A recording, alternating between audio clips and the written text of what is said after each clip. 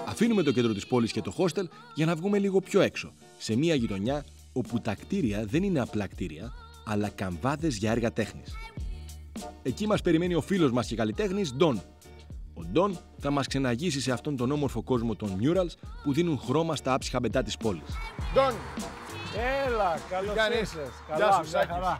Καλά είσαι. Τι γίνεται, καλά είστε? Γεια σου, Don. Είμαι ο Γιώργος. Ωραία, πολύ. όλα καλά. Όλα καλά. Τα ελληνικά σου είναι άψογα.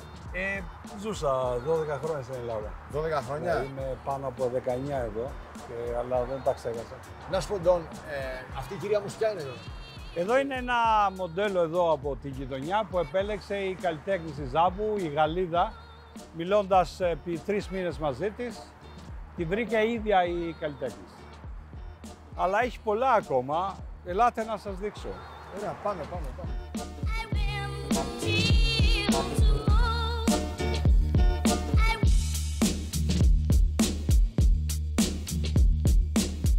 Αυτό είναι του Ζέιν Πράτε από την Αμερική, πάρα πολύ γνωστός.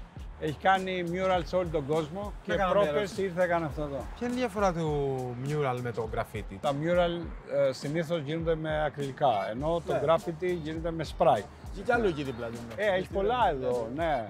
Εκείνη είναι από Παραγουάη, η Νόε, μια κοπέλα πάρα πολύ καλή και εκείνη.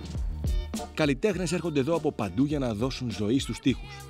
Τελικά, ακόμα και με λίγη προσπάθεια, μπορείς να αλλάξεις έστω και ένα μικρό κομμάτι του κόσμου. Αυτός είναι ο μόνος που ζωγραφίζει χωρίς σημάδια.